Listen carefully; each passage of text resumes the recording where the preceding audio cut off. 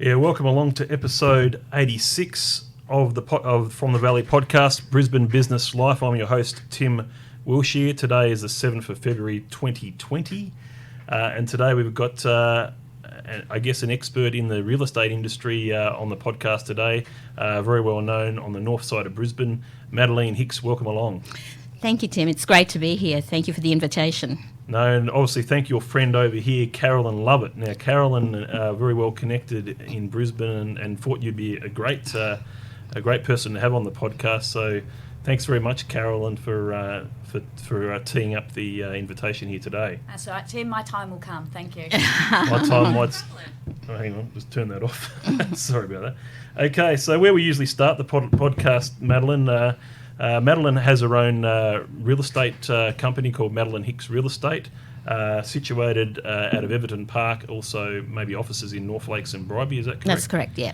Okay, so we usually start off the podcast, Madeleine, is just a bit of background information. So whereabouts were you born, and where did you live early years in your life? Oh, I was the proverbial migrant child. I was born in Portugal, and I migrated with my family to Australia when I was 9 years old. And I'm the stereotypical migrant child who worked in a fish and chip shop. So my first job was at the age of 9, selling fish and chips, and that's where I came from. So just humble beginnings back in the 60s. And when you first moved to Australia, was Brisbane where you moved to, or was it another part? No, we moved to Brisbane. I came to Australia on a ship that's called the Canberra, which was actually a troop ship at one time, but it was also a ship that used to do cruises and things like that for people. And we went to, I remember it was 5 o'clock in the morning, and coming into Sydney Harbour, it was dark, and it was just beautiful, and being just amazed by all the lights as a child. But then we only spent a week in Sydney, and we came to Brisbane. So I've always been a Brisbane girl. Since you've been here, that's excellent. And we'll obviously talk a little bit about Brisbane throughout the podcast, hopefully, and why you love the place so much, because that's usually a bit of a theme to these podcasts as to what the guests like about Brisbane. But I guess the early years, you're 9 years old, you've moved into Brisbane, you're working at the fish and chip shop. What other stuff did you get up to as a school, at school and that sort of stuff? Any sort of hobbies? We had no money for hobbies. We had no money for sports. I went to school. I worked in the fish and chip shop, and I helped my dad go to the Wacol Migrant Resource Centre and Yungabar, which is now developed underneath the Story Ridge. And we used to house migrants and help them find jobs. And my dad was also one of the founding members of the 4EB radio stations, and I think I was 16 or 17 back then, and I was one of the first voices on radio. So microphones aren't a big thing for me, although Excellent. This one's particularly big. It's a very big microphone. Yes, Store DJ bought them about 18 months ago, and they seem to do the job at the moment, which is fine. So obviously working in the fish and chip shop, and then I guess from there, what did you sort of get up to as a young adult? Did you sort of do much travelling around the world? Or? No, I came from a very strict migrant Catholic family. I went to school, and my parents slaved away to send me to a Catholic school at the time. And the nuns told me, because back then there was no English as a second language, so my English skills were always limited, even though I was the interpreter for the family, but my written language was difficult. They told me that I'd never amount to anything, and they felt that I should get a job in a factory. So, yeah, that was... job in a factory. So that's obviously... Did you ever have any jobs in a factory at all? Did you try that? Yeah, I did, because I believed them at that stage. I was 14 years old, and I thought, well, I'm either going to have to work in a fish and chip shop with my parents, or I'm going to have to work in a factory. So we lived in New Farm, like most migrant families did back then, and I went and worked at the Ajax factory near New Farm Park one school holidays. Spent 3 weeks there putting lints on Ajax containers on a conveyor belt, and decided that I was going to punch that nun because I was never going to do that again. So never believe what other people tell you. So that was a very important lesson for me. Yeah. Oh, God. Yeah, so I guess one of your, obviously, your early career was, once you sort of became an adult, you obviously got into the restaurant industry. How did that all start? And Well, I didn't actually. When I not? first started, I went to tertiary education and I did a social welfare course, and I went and worked at the Migrant Resource Centre, and back then as a grant in aid. And my portfolio, I suppose it was back in the very early 80s, was to develop multiculturalism in childcare in schools. So I was what's known as a community development officer back then to develop multiculturalism. So I worked there for about 2 years, but what happened in those days is that multiculturalism wasn't a thing at all. So there was a lot of hard slog, but what I found is that I was supposed to be 80% community development and 20% casework, and I ended up with 80% casework and 20% community development. So there was many children in danger, and it just burnt me out. At this time I was 23, 24. I had just met my husband, who was a chef at the restaurant, and then we bought the restaurant, I think, when I was 24 or 25. What was the name of that restaurant? It's an Italian restaurant called Giardinetto's in Fortitude Valley. So we owned that from 1985 to 2006. And then we also owned a restaurant called Mama Luigi's, and we had several catering companies and room service companies. It was a fun time in your youth, but people say to me that today in real estate I work really hard, but you never work as hard as you do when you're in hospitality. Hospitality is a whole different game. Yeah. Certainly, hospitality is a very tough game. It's hard to be successful for that long, which is obviously a testament to how hard you guys would have worked. I'd say to have those businesses for 20 years or more. So that's and obviously the valley was probably a different sort of valley to what we see now in 2020.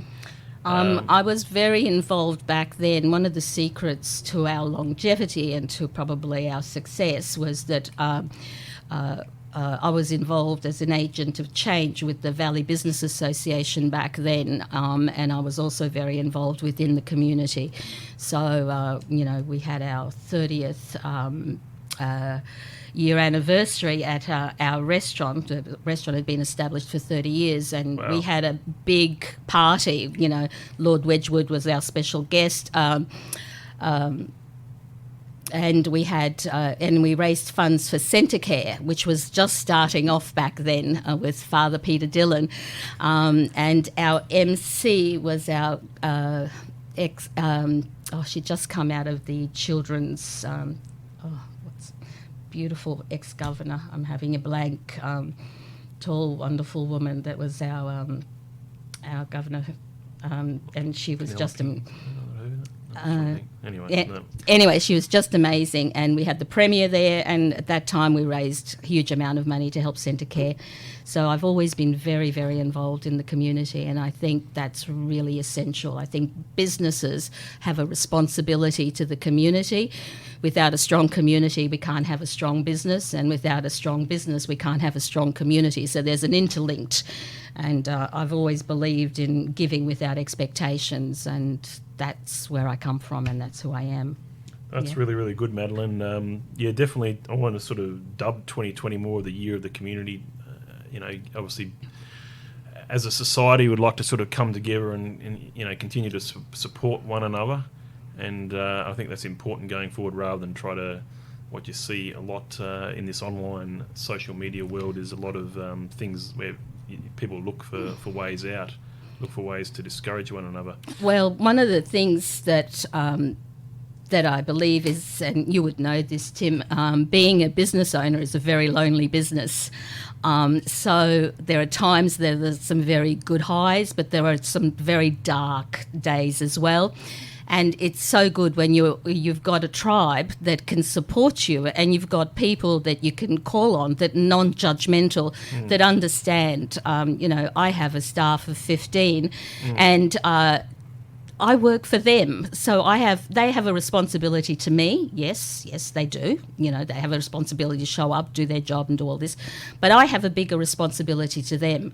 I have the responsibility to make sure that the business is ethical and profitable, so that they can pay their mortgages. So that's a huge responsibility for any one person. So it's important to have networks where you can bounce off people that are non-judgmental and understand what you're going through, because not everybody does. That's very good points. But I guess real estate, how did we sort of first get into real estate? I mean, what... It's an interesting story. I had a very bad car accident in 2001 where I was on income protection for 12 months. I severed an artery and I crushed an elbow. And they never thought that I'd have my arm back. But I do, thank you, and I'm blessed. So in that time, towards the end of it, I became bored. So I thought I'd do a course and find out what these uppity real estate agents do. Surely they make all this money and they do nothing for what they do, blah, blah, blah, blah, blah. I'm sick of hearing that stuff, but that's what I thought, just like every other man. So I went and did a course at the REIQ. It took me a while because I didn't have a lot of strength. But anyway, after the end of the course, I was offered 3 jobs. So you have to realise I've been self-employed majority of my life. So I didn't know what to do, and I thought I'm going to be a very, very bad employee. So I went and spoke to a friend of mine who was a real estate agent on advice about these various companies. And he said, yeah, this. And he said, come and sit in my office, Madeleine. And you can... And I said, oh, no, that'll spoil our friendship and we'll never go anywhere. Anyway, he said, just do what you've got to do, just don't get me sued. So that was my job description. So I got to the office and I had a desk, really. It was as big as an A3 sheet of paper, and there was a pack of phone books all the way up to the top. Wow. And I said, okay, so what do I do now? What are these all doing here? He said, start making calls. And I said, I'm not doing that. I'm out of here. And I left. So I left, and I got home to where I still had the restaurant, and I was doing all the marketing for that. And the lady I had, who's actually my office manager today, she was doing birthday cards to all our clients. We had a database of 10,000. And I walked in, I said, I've just quit. I've walked out of that thing. I'm never going to work. Oh, that's all right. We'll just keep doing what we're doing. And she says, okay. So I said, what are you doing? She says, I'm sending out the birthday cards. Oh, I said, just throw one of these in there and say, I'm still here. I'll be there every Friday night to have a drink with you at the restaurant. Hey, but if you're selling a house, here's my card. This is my part-time job. And, that was 20 years ago. And here I am. Wow. Here we are today, 15 staff, as you said, and obviously expanded out sort of more, obviously, did you sort of start more in the north side area? I've always been in Everton Park. Yeah. I've always been in Everton Park. We moved to Everton Park when I was 14. My first home was in Mitchelton, and then most of my married life was in McDowell. So I'm a north side girl, and as you know, the north side people don't cross the river. So we don't unless we really have to. That's right. We're scared of that bridge collapsing. Yeah. So I love the area. I'm passionate about the area, and it's been a lot of growth recently, and it's a good place, and there's some really, really good people. Yeah. Yeah, good people on the north side. Yeah, good suburbs that you sort of. I guess, focusing on that. Obviously, because you get as popular as you have, I'm sure you're sort of selling real estate fairly widely on the north side too. But real estate's an interesting thing. It's everybody thinks real estate's about houses, but it's not. It's really about taking people to the next stage and solving their problems, how they're going to get there. Because if real estate was about houses, everybody would do it, because houses don't talk back. They don't have feelings. They don't care. Where people are human, they have hearts and they have souls. And so it's about understanding and being able to, assist them with the move of where they want to get to, and solving that problem compassionately and sometimes diplomatically. So I guess where you sort of, I guess the skills that you sort of used in real estate, how did you sort of develop them? What sort of characteristics that you have that you've made you so successful? I've always believed that when you give more than you receive, definitely the giver's gain. Yeah, and it comes back to you. So I grew up, just giving to people, just being around people. So it's something that's innate in me. I think my training in community welfare and, the little bit of psychology I did and all of that sort of thing obviously helps me to understand people. But I think I've just been blessed. That's interesting.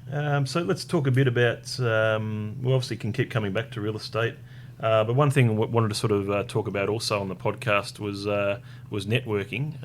Now, as you probably know, that I like to network. We obviously met Carolyn at Bots a couple of years ago, probably now, Carolyn.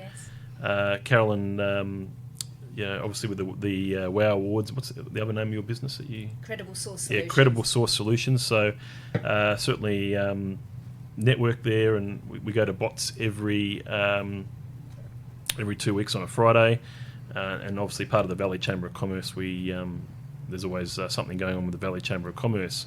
So I guess with networking, what sort of networking have you sort of been involved in your business career, and tell us a bit about how Now Business Network sort of came together and what's really good about it. Okay. I've never really done any formal networking at all because I've always been very community-based. So I suppose this idea for the Now Business Network came to me, and I've had it in my head for years, but I was always too scared to roll it out.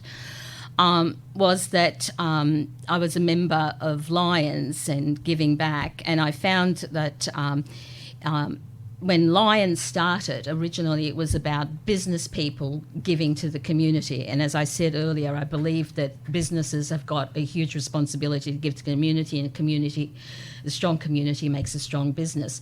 But with Lions, what I've found over the years is that it's not there's not many business people in there anymore, so it's become a bit of more of a thing you do in your retirement. A retirement sort of thing, and they do amazing work at the Lions. I'm not taking anything away from that because I have a lot of respect for them. Yeah.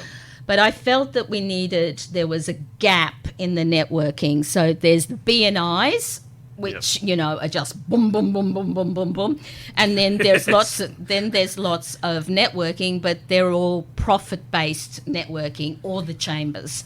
Again, the chambers can become a bit impersonal and stuff. So I just felt that there was this gap somewhere, and I wanted to make a difference, and I just felt that if we built relationships, gave to our community, that, by giving to the community, we would build those relationships, and then business organically happens. So where you have a BNI, it's all business, relationships, business sort of thing. So I put out, with encouragement for some friends, I sent out an email. I sent out an email to my network, and I said, this is what I'm thinking. I want to make a difference out there in the community.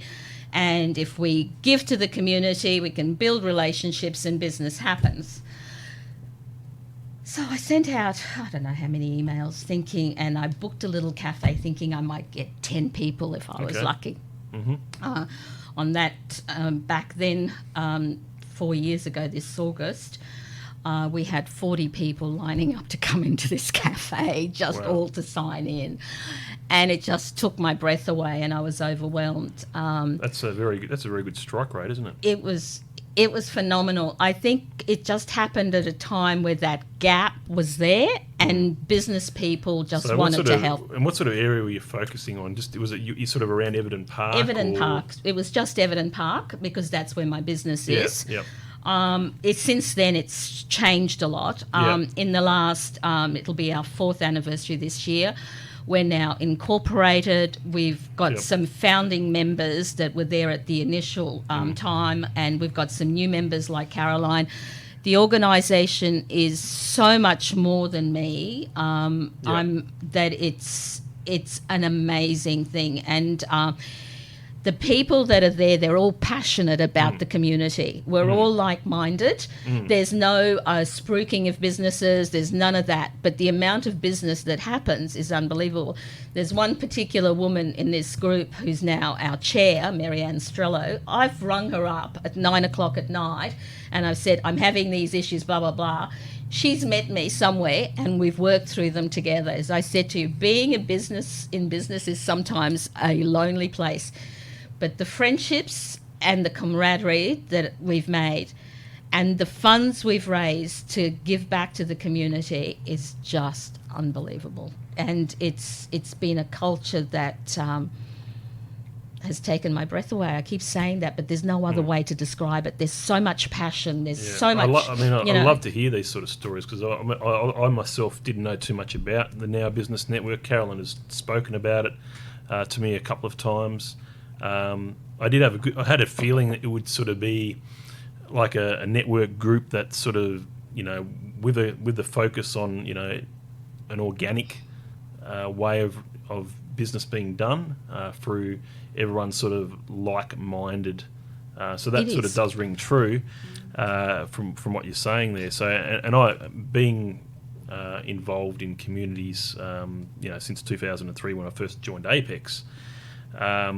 I've seen a lot of, I've seen a lot of good things come out of, putting sort of work into the community. So I think it's as you said, you get out. I mean, you get out what you put in, and I like this. I like this sort of quote that you said: "Strong business, strong community." That's I've never sort of heard strong business, strong community like that, but I like that sort of. It's the truth. You and I are business people, but we wouldn't have a business without the community. So there we have a responsibility to build that community. Yeah. That strong community then makes our business strong. So there's an interlink. But I like that. I really like that. It's... It sort of rings through, It sort of defines a bit. It's a bit more definition as to what's going on there, I think. Exactly. That's fantastic. So the Now Business Network. How many people are in the network currently? We have currently over 60 odd members. Wow, very strong. Yeah, so it's a strong, and it's not about the numbers. It's more about the quality of the people. Of course. Yeah. My vision is that we'll be able to duplicate and have mushroom associations now networks, but. It's really important to keep that culture. That culture is not going to be diluted. Our focus this year is on sustainability. Our chair is very much in sustainability, and as the visionary, I suppose you call me, once we can duplicate it, I'd love to see us having these organisations where businesses are making a difference. But the culture will not be compromised.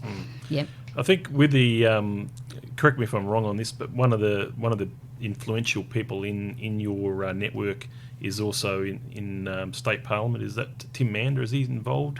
Tim Mander is a friend and a supporter, and he's actually the one who put the boot in the back of my back because I kept talking to him about it, blah, blah, blah. And I said, I'm really scared, Tim. He says, Madeleine, just do it. Stop being a chicken. Literally, if he had a stiletto like mine, it would have gone right straight through my back. He's a friend. He's a good man. And with his encouragement, I stopped my butterflies and I stopped being afraid and I just did it. Yeah. So on butterflies, so where does the butterfly? What does that absolutely symbolise in Madeleine Hicks real estate? Is that something that obviously means something, doesn't it? Well, it's a very personal thing. I mean, when I had the accident, severing an artery is a pretty big thing. Yes, so really, it was a new beginning for me. So the butterfly's always been a new beginning, and we all start every day afresh. And, when you think about it, when it relates to real estate, why do people sell houses? It's because they're having a new beginning. They're either upsizing or downsizing or moving for work or whatever, and it's a new beginning every day. But, yeah, so that's where the butterfly comes from. It's a personal thing for me because it was, I've got a new life. Excellent. Yeah. That's a great way to explain that. So that's fantastic. So I guess with Brisbane, tell us a bit about what some of the things you love about Brisbane, things that make you sort of like living here, and what makes this place that we all call home. What makes it really something you wake up and say, thank God I live here, sort of thing. It's three things. Yeah. Okay. Three things. One, it's home. Mm-hmm. Two, is family. Yep. And three, it's because it's the best place in Australia. There you go. Is it? I mean, you obviously, what do you like about it? That sort of let's say why Brisbane as opposed to say somewhere else in Australia? Is there something? Is it do you like the climate, the people, the community? No, I don't like the climate. I don't like the people. I love the community, right? If I could have community without the individual people in front of it, I mean, we all live. Yeah. We all, by saying we love everybody is telling a lie. Yes. Okay. We're a community. The thing I love about Brisbane, right, is the very fact that we're not Sydney. Yeah. We're not Melbourne, right? And we're an emerging culture in our own, right? People call us Bris Vegas, which is the worst thing I've ever heard inside, right? But we've still got that little bit. We're an emerging city with our own heart and our own passion. And if you talk to people in Brisbane, they're passionate about where they live. They're proud. You have a look at the majority of homes. They're well kept. They get on with the neighbours. There's always going to be little problems and stuff. Every city does. But you can still walk every morning, say good morning to people, and they'll say good morning back. And that's what I love about Brisbane. Beautiful. You can still go to the CBD, and on the mall there's still room to move. Yep. And if you go to Sydney's mall, everybody's dressed in black, looking down, and they don't even smile, So, and we're an emerging city with many restaurants and these little villages like it's happening at Everton Park, so we've got these little satellite things happening where we've got our own flavours. I love what they're sort of doing in that part of, where obviously we're close to where you sort of are at Everton Park. There's a lot of developments commercially, obviously residential developments as well, Everton Hills, Everton Park, McDowell, parts of Stafford. It's all sort of coming together a bit.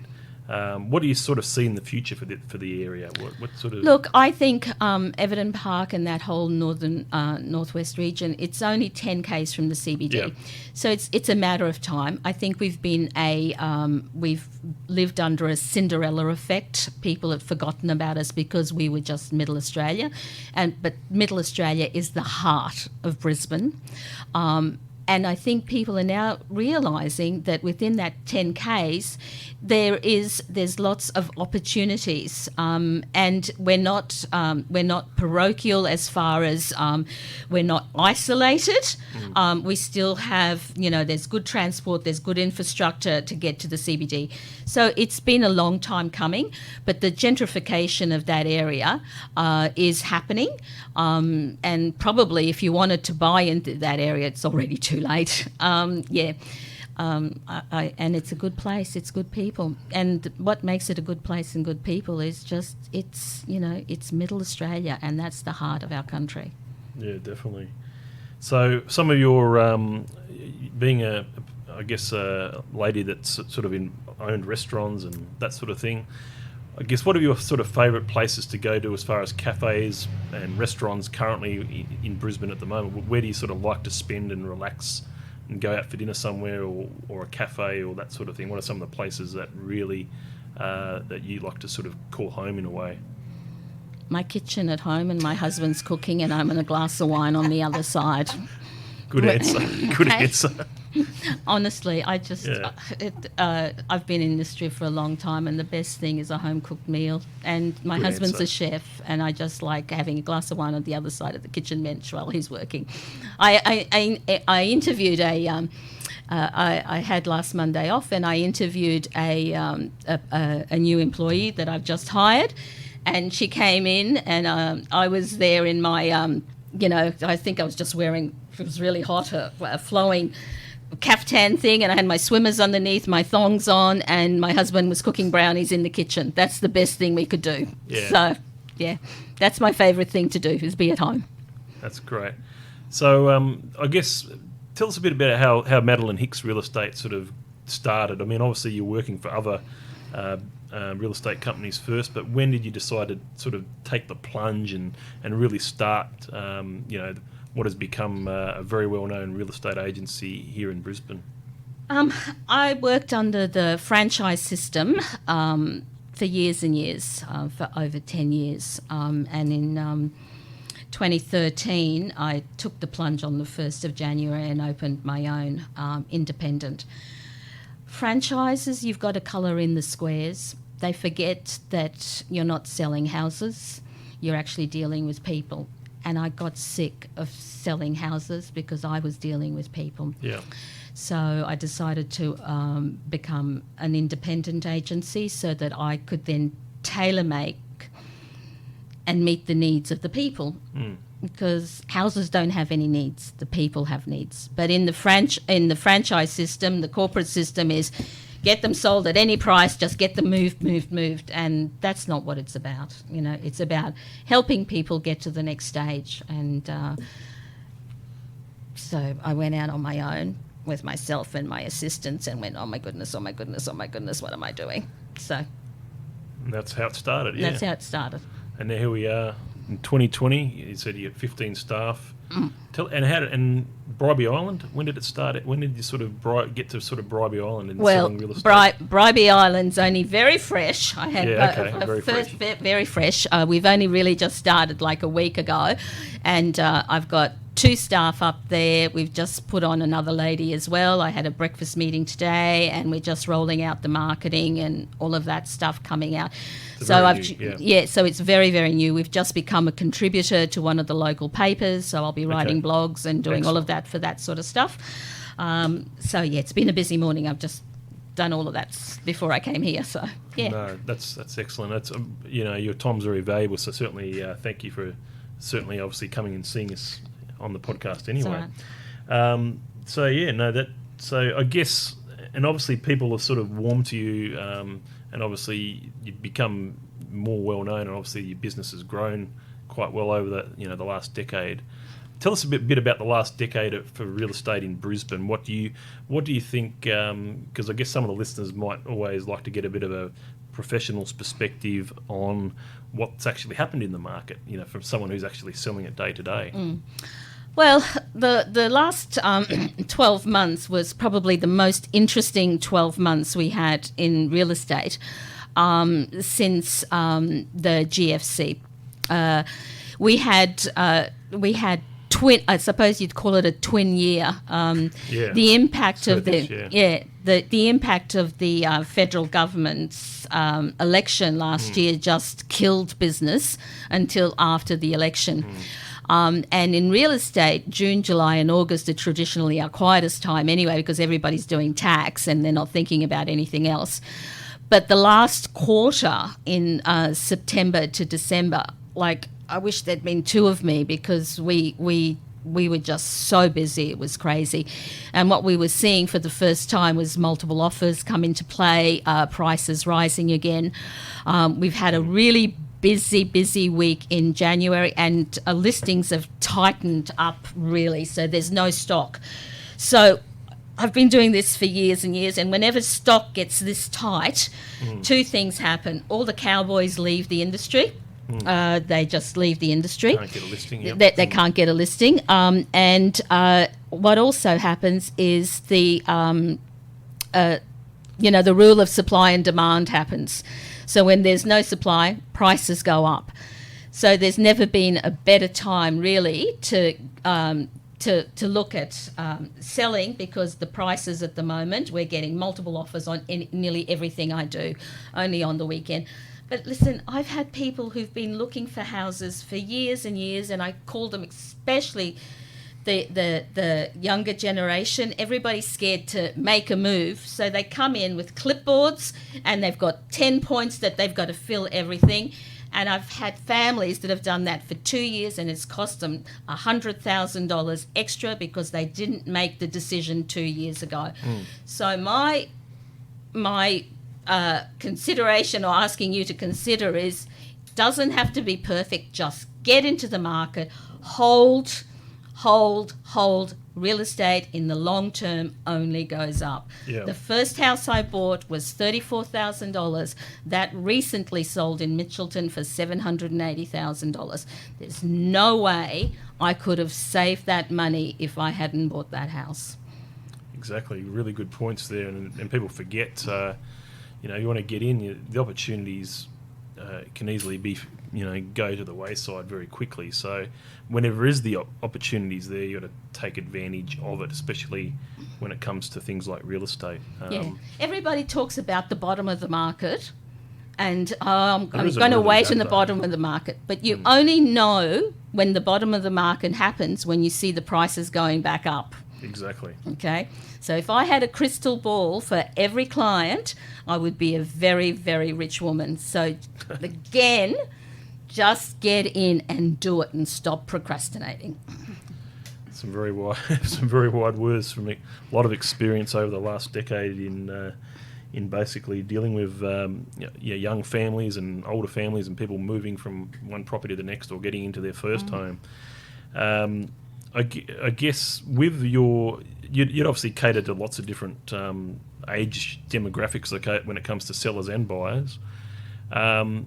With the sellers in particular, what do they sort of aren't doing what they should be doing when they're selling property at the moment? Is there anything that they're sort of what's a common thing that you're seeing? It really depends. The older, you have to realise that most of the, especially in my area, we're in a transition where the old guard's moving out and the young guard's moving in. Yeah. One of some of these people haven't sold a house in 30, 40 years, so that they don't understand modern real estate. And modern real estate, if you're selling a property, my biggest advice to you is to get a building and pest inspection prior to you going on the market. That's number one, so that you understand what potential faults there may come. I always talk about starting with the end in mind, and then listen to your real estate agent when it comes to advice with presentation. One of the biggest problems that people make is that they don't understand the importance of decluttering. They don't understand the importance of painting a green wall out and making it white.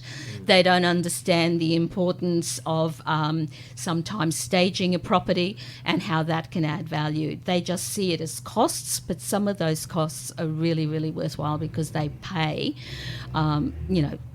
threefold.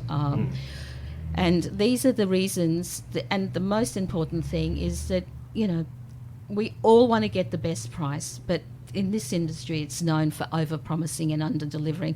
So please, when you listen to a real estate agent, always budget that little bit lower. Anything that you get above that is cream, and then you can go on a cruise or a holiday or something. Yeah, some really good advice as far as what to do when when it comes time to sell. I think that's it's very important, and I guess it's fundamental to. You don't sort of. I think that what you just mentioned before, just getting your own building and pest inspection done prior to sale. Does that is that something that sort of when the actual property is advertised now, does it?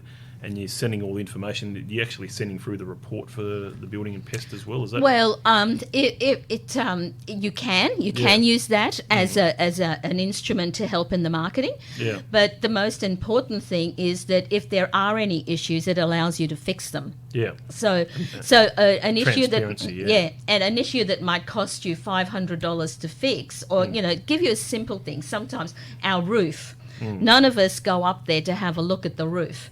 So, and until there's a leakage up there, you don't know that it needs work. So, if a building and pest guy comes along and says, look, it needs to be recapped, that costs about $1,200 to $1,500 to get that repaired.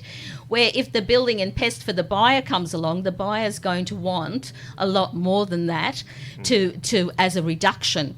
The other thing is, if they find termites in the yard, which every house has, then they're going to want a barrier put around the property, and that might cost up to $6,000, where you could have gotten rid of that for $250. So you need to look at those little things that make a huge difference, and you start with the end in mind. That's some really good advice there. I guess, what do you sort of see in the future as far as Madeleine Hicks Real Estate's concerned, and obviously your future career? Have you sort of thought about retirement, that type of thing as well, down the line, or what ideally, what's the future looking like? Wow. I think I'm going to be the little old lady in one of those scooters with a butterfly running behind me selling real estate. I love my job. I love what I do. I can see the passion that you've got, not only sort of for the community that you represent in the Everton Park area, but there's a lot of passion obviously there for real estate as well, and obviously I can see that being obviously around here in Brisbane for quite some time. So it's really, really good to have someone so passionate that's in Brisbane. That's a good person when it comes to real estate. Someone who's caring about talking about the people as opposed to the numbers, talking about the community, strong, showing the strength of that, showing the strength of how that comes across into business. So that's thank you. It's been really good to learn a bit about that story as well. I guess, are there any other hobbies or any other passions that we don't know about that you'd like to tell us, I guess? Madeleine has 2 speeds: go and stop. And when I stop, I'm on the beach. That's it. So, nothing else. As in beach nearby, Sunshine Coast? Any beach will do, Gold as long as Coast. it's got sand and water. Okay. So you do like the beach, okay. Yeah. So beach, and what's your favourite beach in Australia? Oh, look, I don't think we can go past Noosa, personally. Its only problem is that you can't get parking in Hastings Street anymore, and it's become too popular. But look, I think Noosa's just amazing. Just go off peak. That's where, Any sort of overseas destinations that stand out that you like to sort of go to for a holiday as well, or? I have a goal of trying to visit as much as I can. Obviously, I go to Portugal regularly because I have family there and things. But yeah, I love travel. I actually believe that as a rite of passage, every Australian, when they finish high school, they need to work, buy a ticket, go overseas and come back and realise how wonderful it is that we live here, because there's no better place. And it's only when you travel that you understand what we've got here. When you just land in Australian soil, or you get onto a Qantas plane and you go, oh, thank you. No, fair enough. That's certainly some good good words of wisdom there. So excuse me. No, it's been certainly great to have you on the podcast today, Madeleine. I think it's you've got a great story. I just love that. I love the passion. I like what you represent as far as the community is concerned. I think, Caroline, it's a great guest that you sort of bring in. I obviously had heard of Madeleine. Brisbane's a small place. We've spoken about this, that there's the degrees of separation. There isn't much there. As I said, we got over 90 sort of mutual connections on LinkedIn, and we've never really met before. So, but I probably are a connection anyway by the look of it. So, it's one of those things where it's so small, but it's a great place. I like what they're doing here in Brisbane. I think it'll be interesting to see how the infrastructure goes over the next 5 to 10 years. How the Olympic bid will go. There's some there's some momentum there perhaps that I'm hearing in the background, but it'll be interesting to see how that all plays out. They're trying to get everything prepped and ready, new stadiums in there, Queen's Wharf, all this sort of stuff will sort of hopefully it comes off as advertised, you know, to be able to sort of continue, you know, Brisbane, that sort of thing. I mean, tourism is one of those things at the moment. We've just had these issues now with the coronavirus that is certainly affecting what's going to happen in 2020 as far as tourism is concerned. It's quite an issue that hopefully they'll, and obviously university placements, that sort of thing. It becomes quite an important issue, and it's certainly affecting. It's a bit of a flow-on effect at the moment. So I'm hoping that we can sort of get past that and keep things going in the right direction here. I think we've had to sort of endure quite a bit of Australian spirit is obviously there to sort of, for the most part, help us with any the disasters that have occurred as well. I think we're resilient as a nation. Very resilient as a nation. Most of the people are there to help one another. That's just there from the amount of effort that's been done to sort of help with the cleanup efforts and funding and that sort of thing to put out there when it comes to that sort of thing. I'm just trying to think if there's anything else I had to ask you, but I think is anything that you can remember? Is anything else I should ask, Carol? No, the only thing that I wanted to do is to go back to the Now group and talk about that, because I stumbled upon this group and didn't know there was anything out there that resonated with what fed my soul and made me happy, and looking after the community first and doing business second. So I just want to put it out to your listeners that if they've not networked before, or if they have a heart that wants to help the community and wants to meet like-minded people, I thoroughly recommend you come along to a Now group meeting. They meet... How often do you meet? We meet once a month, and it's a breakfast at the Everton Park High School, and it's the first Thursday of the month.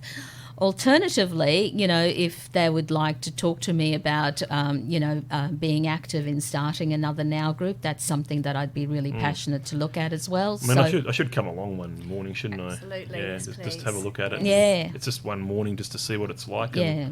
And I keep telling all the members is that the gold is in the getting involved in the various groups. There's nothing more satisfying than having a laugh with someone when you're actually raising money for something. So that's where the relationships are built. So that's where you find the gold in our group.